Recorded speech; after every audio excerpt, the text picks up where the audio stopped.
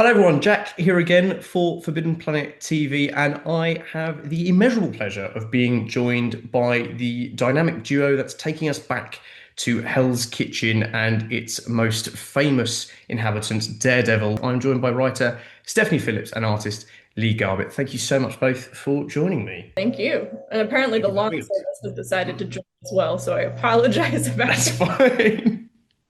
Great timing. With Lee's lighting, it adds good atmos, I think. That's the Yeah, yeah. It sounds like a chainsaw. There's spotlights. We're ready for Hell's Kitchen.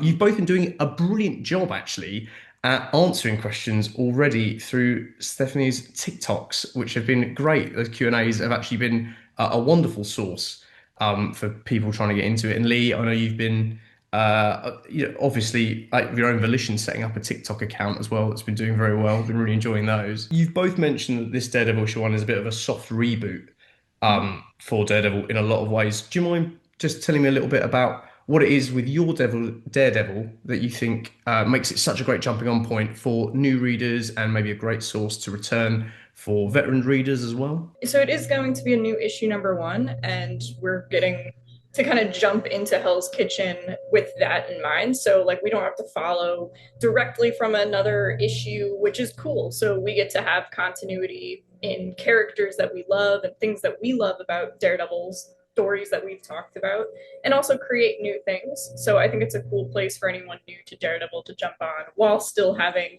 plenty of characters and cool things that Daredevil's doing that readers will love, because they're Lee and I are fans, and of course that's going to show up in the stories that we're telling as well. Yeah, there's a lot of there's all the sort of things you'd sort of hope to get from a Daredevil comic, but with like new launching points as well. So there's familiarity, but like definitely a sense of like a bit of freshness.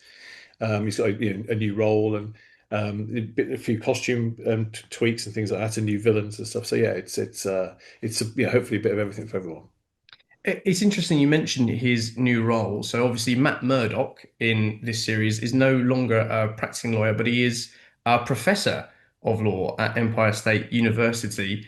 A big part for Daredevil, for me at least, when I'm reading him, is Matt always feels like such a reflection of Hell's Kitchen, and sort of the battles he chooses, both sort of in the courtroom and when he's wearing the mask, are very influenced by the people around him and how New York is at the time. What about his new role has kind of affected his mission, would you say, in this new run? How has it affected how you both present the city and the people around him in that essence? I love getting to give him a cast of characters on a college campus. I think right now a college campus is a super interesting place in the United States, and also having the perspective of these younger students that gets to push back on him at times and make him ask questions that he probably hasn't asked of himself or in a long time, getting to kind of see the law reflected back in the next generation of attorneys, essentially.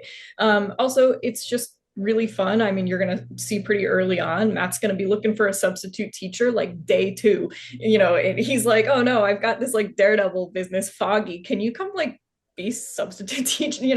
He's always got so much going on that juggling that role as a professor is just really interesting to add to who Matt is as a person, to see him handling that again with the new cast of characters, and kind of pulling from my own experience as a professor as well. Getting to kind of bring that into the story was a lot of fun for me to write. It's a really great transition in issue one where we see him, at his most confident, basically as Daredevil.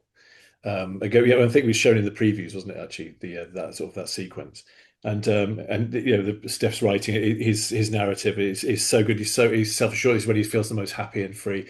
And then we sort of hard cut at the end of that to he's walking into this lecture hall, and he's out of his depth. And he's unsure, and it's that really nice sort of transition. So he's not across everything. It's new ground for him, new territory, and like Steph says, the students are challenging him and he's learning as he goes. How do you think those challenges and touchstones for Matt in the way that he interacts with the people in New York kind of affect the first arc of the book, or how much of that role impacts the book? Is it a very good split between Matt and Daredevil in this? I think Matt Murdock is really one of the most interesting characters for that read. Like, out of the costume, he's just fascinating. Of course, we have plenty of Daredevil punching, and I love the costume, but I feel like Matt Murdock and his kind of his errors and the things that he does wrong are what make him so interesting and the way he deals with those. So we're presenting him with new challenges, and I think also giving you a Daredevil that, yes, it's a new issue one, but he's not starting over. Like Lee said, you see him at his most confident. And one of the things he says, like pretty immediately in the Daredevil sequence, is like, this is my favorite part. Like he enjoys doing this. It's when he gets to be confident. He's done it a bunch. He says something else about it's not his first rodeo. He kind of knows what to be aware of in his surroundings. Like, oh, this guy's doing something suspicious. I know what these are. I've been around the block. And so now putting him in the situation where he's never been a professor before with these students in this day and age, and that gets to really add a new level of like contrast to his identity and how he sees New York and how he sees his own role in New York, which has been a lot of fun to write. Yeah, you can't have Daredevil without Matt. There is that balance basically. And same with like all the great characters. I think that you care about them, and a lot of the things you remember about those characters is the things that happen to them out of the costumes. Yeah, and yeah, I enjoy drawing him just as much in costume as out, basically. And the scenes that Steph's written is like really fun to draw, and I'm really enjoying seeing him struggle through through these setups. And I'm just doing some pages now actually with him going through that. And obviously, I'm not sure how much we can say about the new villain, but the new villain also is a sort of real rug pull for him. It's not something he's sort of able to grasp as he normally would, and that's affecting all aspects of him too. I mean, the preview pages as well, you can see that juxtaposition so well, like the use of shade and the darkness in the Daredevil panels, and then that striking contrast where he's in the lecture hall, and it's all you can tell that the colors are going to fill that page, and it's going to be quite jarring for him. And I'm really excited to see that Oh transition as yeah, you say on the page. A big part of the project has been your collaboration with each other. You've spoken about it a lot in those videos. Was there any moments when you were making the book together in that collaboration that you pushed each other in surprising directions? Is there sort of, as with all these sorts of projects, you must discover a lot about your Daredevil as you go along. Was there anything that kind of surprised you when you were forming this new era for Daredevil? Steph's take was like really surprising, really, in terms of it was like say, we're Daredevil fans, and we all had like our own sort of thoughts on how we wanted the character to be. But we before we ever collaborated or talked about it really, but it was one of those things where I've told this story before about we both went in all the books we would want to sort of pitch for and wanted to do together. This would be the book. And but certainly when I was suggesting it or mentioned it, I didn't think that was an option. It was just like something that was like, oh yeah, that would be like the one really, the one that felt the most right. Um, but yeah, just I think we've got like there are plans to bring in like classic characters and classic villains and things like that, but also to I think to really make your mark and to leave a stamp on it, but you have to have your own approach and ideally bring in your own characters. I think the characters that Steph's written and the villains will really stand the test of time. They're not just sort of freak of the week type things. They actually will have some resonance. And I've tried to design them that way as well. So they'll have some sort of evergreen sort of look to them. But yeah, so I think there's loads about it. It was definitely like her own sort of vision of the book, but very true to what everyone loves about Daredevil.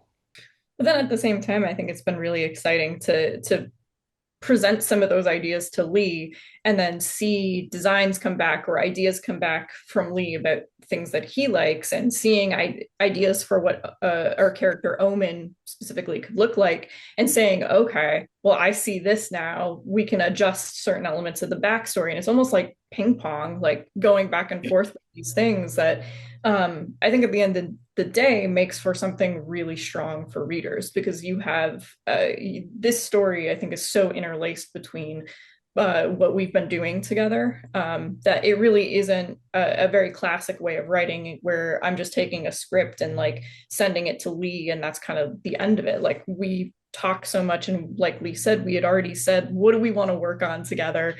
And it is kind of funny that Daredevil came up because it was like a few months before we were offered Daredevil, that we were kind of having this conversation. And it was like, yeah, Daredevil would be great, but like, what else? Because I don't think we're going to get that one. So like, what else should we discuss doing together?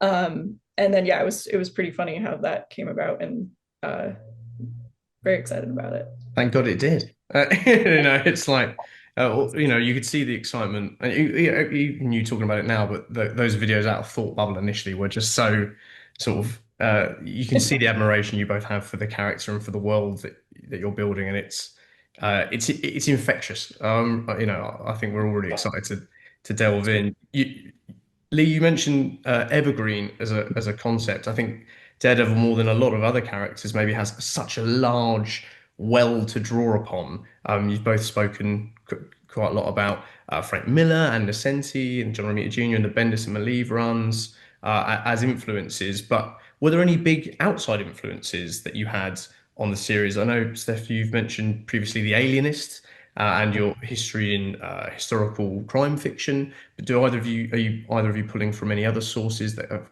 been big influences on the vibe of this book and the direction you think it's going to go? I mean, it's just sort of classic noir movies are always like a big influence of this sort of thing. I mean, but really, I'm trying to sort of steer clear from as many influences as possible and trying to make it as much my own as possible, really. But I mean, it's impossible to kind of come away from and do stuff without thinking about Frank Miller or and Nocenti or Bendis and obviously all the artists that have been with them and some of my favorite artists of all time, are on those runs.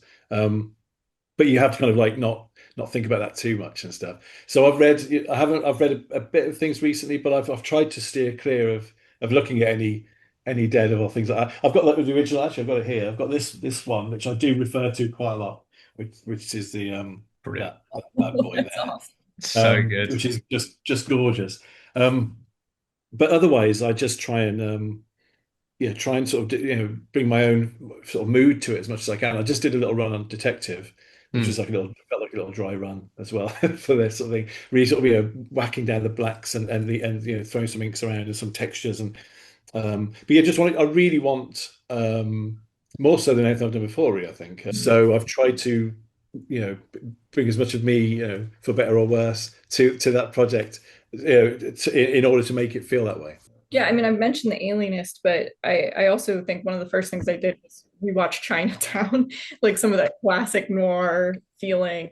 And also Omen specifically really kind of derived from Greek tragedy. It was like one of the first places I started pulling for Omen, and then updating a bit, bringing in some Gothic literature. So I don't want to say exactly what character I think has some inspiration on Omen, like from Gothic literature, or like an archetype for him, but that's the kind of stuff I love. So kind of talking about bringing some of you into the book as well. Like those are just influences on me in general. So getting to bring those into the world of Daredevil feels very unique to us and something that I'm really excited to get to bring to his universe. Yeah, that's a good point actually, because a lot of although noir is like the watchword, I think if anything, I'm drawing from anything really with this arc, there's a quite a heavy element of horror as well.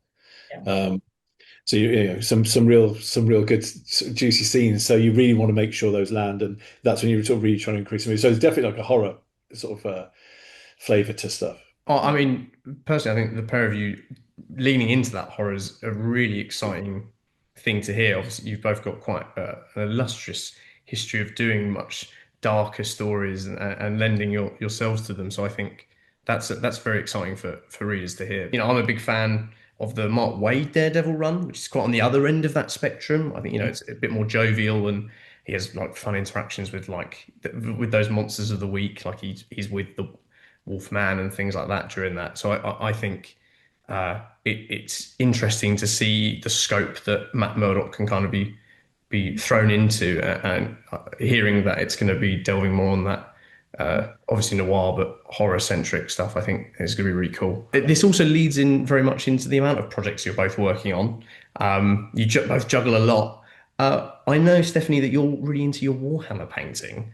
I know that's a big hobby of yours, and mine as well. I haven't painted my Chaos yet, but they're all built finally. But I've just did my Legionnaires, and the Space Wolves look the nuts. They look great. I saw them the other day. They look great. Appreciate. What other things do you guys do to kind of unwind, to step away from the page when you're juggling so much, and need a bit of downtime? What are those things that kind of let you defog a little bit before you head back? I read a lot. I absolutely love reading. I just restocked on a bunch of books. I like when New York Times puts out their like best of 2025 list, and I'll just buy up a lot of them. And somebody recommended to me on my TikTok the Dungeon Crawler Carl series. And like over the holiday break, I think I blew through like the first two or three books of that. And then I'm currently reading the book There by Tommy Orange. And it's been on my shelf for too long. So I want to just read all the time. And sometimes I have to set a limit. Like, okay, we've read enough for like we have to stop and actually work and not just read. And like you said, my little Warhammer guys, which are like sitting over here, tread out some white armor, which we can. It's not. Sick. Nice. And I've got a puppy, so that pretty much takes up most of my time. Well, he's big now, but he's only 9 months old still. So and he gets me from a seated position. That's the main reason really. So it forces me every morning to have to do like quite a big walk. Because otherwise you literally just sitting down all day and into the wee small hours. It's not good for you. So that takes up a lot of my time. I was saying to Steph the other day, actually, I try and read comics when I can. It's sometimes, when you're working very late into the night, it's the last thing you want to sort of do. But like the minute I read them, I'm just like, oh yeah, this is why I do this. I love these things. So yeah, I do try and keep up with everything that's going on, and I have a little poll list and stuff. But yeah, I would say my most of my spare time is taken up by the dog. I just rebought some. I used to DJ back in the day, so I just bought some decks as well. So. But some like digital ones, right? So like now, Sweet. so when I get a bit of time, I'm sort of, I'm doing that as well. Getting back into the mixing and stuff. Yeah, yeah. It was weird. All my mates from my old band, I met them at the Christmas. They all had something to do with music. There must be something going on this year, or to do with their age or something. But we're all like, yeah, we've all had like something to do with music, and so yeah, maybe we'll get the band back together. I don't I was about to know. say, yeah, yeah, you have to do a celebratory like reunion tour or something. Yeah, yeah, yeah. Yeah, Because that'd be because class. no one demanded it. Yeah, Yeah, exactly. exactly. Yeah, yeah. Yeah, it's like I'm not drawing this year, I'm afraid, guys. We're on tour. Yeah, yeah. Busy. You guys have done, as I said, an amazing job at showcasing how brilliant the book is going to be. If there's one thing for readers to keep their eyes peeled for, one big surprise that people might not be expecting from this Matt that we've not touched on yet, if there's anything that you feel like you can share. So, certainly from like the visual sense is I'm hoping that issue two's cover and Omen and the visual of him and his sort of mask is I'm hoping that'll sort of land well because he's like a character that will crop up from throughout this so certainly his first arc. So that sort of from a visual standpoint that sort of thing and I guess that'll drop like really soon. And then we got some a cool guest in issue three and stuff like that. But the main thing I'm just hoping is this is our Daredevil, but it's a Daredevil that we love the same as everyone else does. So it's that I'm hoping lands the most. And I can't wait for people to see the designs of these characters. Like see how Lee draws Foggy and some of these characters that we love and getting to see that take on them. And yeah, I'm very excited for people to see Omen and meet some of the new characters as well. There's a detective I quite like named Dominic. Yeah. Very excited for readers to kind of meet the new cast alongside, of course, seeing familiar faces. And like Lee said, there will be a very familiar face on the issue three cover. So Yeah. getting to see the blend, I think, the familiar with the new and how everybody interacts is going to be fun. Thank you so much both for joining me to chat all things Daredevil. And as well, you can come along to the London Megastore Forbidden Planet to meet and celebrate the launch with Lee himself, who's going to be joining us for a signing on Saturday, the 4th of April. I'm so excited. Seeing the corner boxes coming back made me doubly Yes. excited. Yeah, Honestly, I saw the little collage of like the pinboard of ideas. I was like, I can't believe it's come back. I'm very excited. Um, yeah, really excited about that. Thank you. Yeah, it's exciting, isn't it? Yeah, it is. It's so exciting. You know, I always say it, like issue ones are a great opportunity to jump on whether or not they are, you know, following on from something prior or if they are one of these fresh reboots because it's such a big thing, especially coming from a store, getting people into reading and getting comics off the shelf and into hands. You know, there's so much media that goes around with these characters. Daredevil's obviously had shows and movies and you know, video game appearances and things like that. So being able to have a new iteration on the shelf when people come in and say like, "Have you got any Daredevil?" and we can give them a brand new number one, is such a privilege. So thank you very much for giving us something else to hand off, and as you say, hopefully another evergreen to add, and I'm sure it will be to the illustrious history of Daredevil. So thank you very much, the pair of you again. Really Thank you. appreciate it. Yeah, thanks Cheers. for Thanks a lot. If you're enjoying watching Forbidden Planet TV and you're enjoying watching us talk to the world's most interesting and accomplished filmmakers, authors, artists, musicians, creators, subscribe right here. See you soon.